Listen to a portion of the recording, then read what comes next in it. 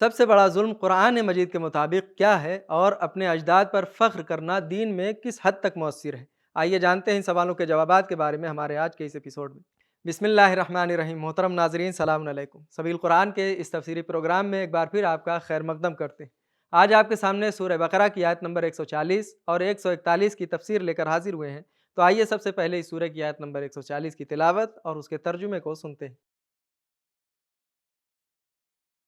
كتاب أنزلناه إليك مبارك ليدبروا آياته وليتذكر أولو الألباب بسم الله الرحمن الرحيم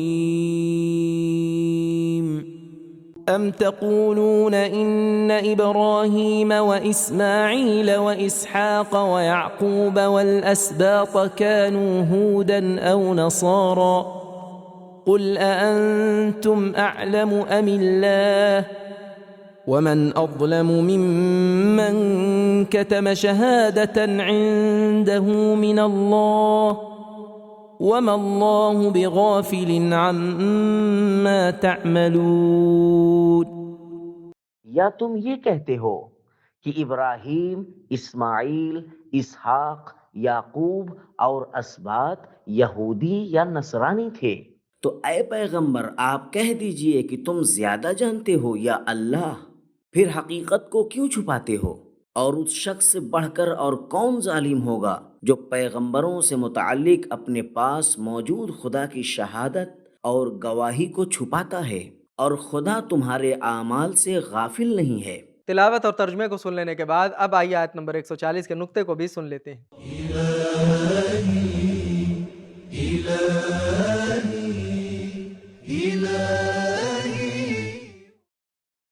اس آیت میں اہل کتاب سے ایک اور خطاب ہو رہا ہے کہ کیا تم اپنے یہودی یا نصرانی ہونے پر فخر و مباحات کرتے ہوئے اتنے آگے بڑھ جاتے ہو کہ بزرگ اولیاء خدا کی طرف بھی جھوٹی اور ناروا باتوں کی نسبت دے دو؟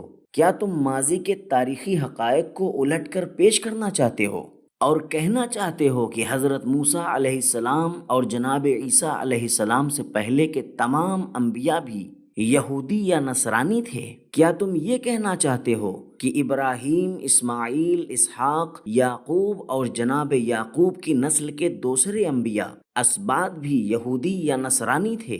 حالانکہ وہ تو توریت اور انجیل کے نزول سے پہلے ہی گزر گئے ہیں۔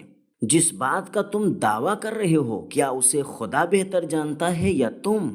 کیا یہ ظلم نہیں ہے کہ تم اصل بات کو جان بوجھ کر چھپا رہے ہو اور ایک واضح ترین تاریخی حقیقت کو عوام الناس سے پوشیدہ رکھنے کی کوشش کر رہے ہو؟ تم یہ ظاہر کر رہے ہو کہ تمام انبیاء یہودیت یا نصرانیت کے تابع تھے۔ تمہیں معلوم ہونا چاہیے جو کچھ تم کر رہے ہو خدا اسے جانتا ہے اور وہ اس سے غافل نہیں ہے۔ نقطے کو سن لینے کے بعد اب آئیے اس آیت کے پیغامات کو بھی غور سے سنتے ہیں۔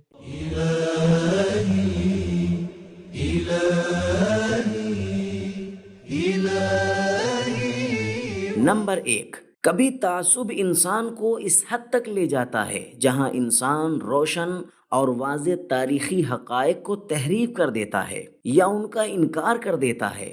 نمبر 2، سب سے بڑا ظلم ثقافتی یلغار اور حق کو چھپانا ہے۔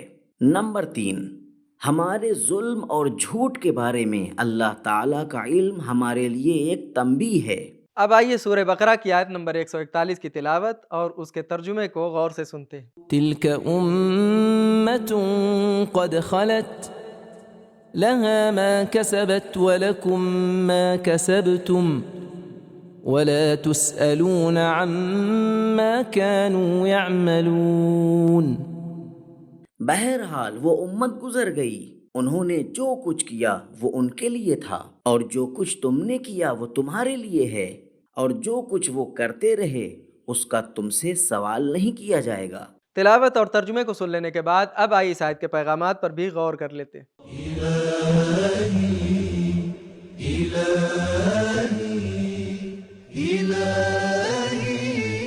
نمبر 1، خوش بختی حاصل کرنے کے لیے اپنے پرخوں اور اپنے اجداد کی تاریخ پر اترانا نہیں چاہیے، کیونکہ اس سے کچھ ہونے والا نہیں ہے اور وہ چارہ ساز نہیں ہے.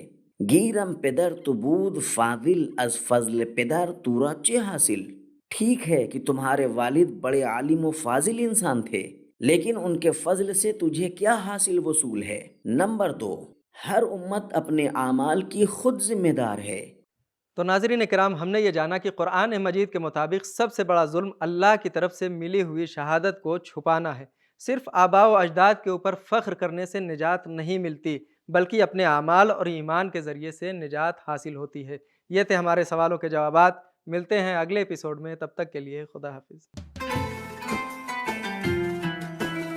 سبیل قرآن، قرآنی سماج کی پہچان.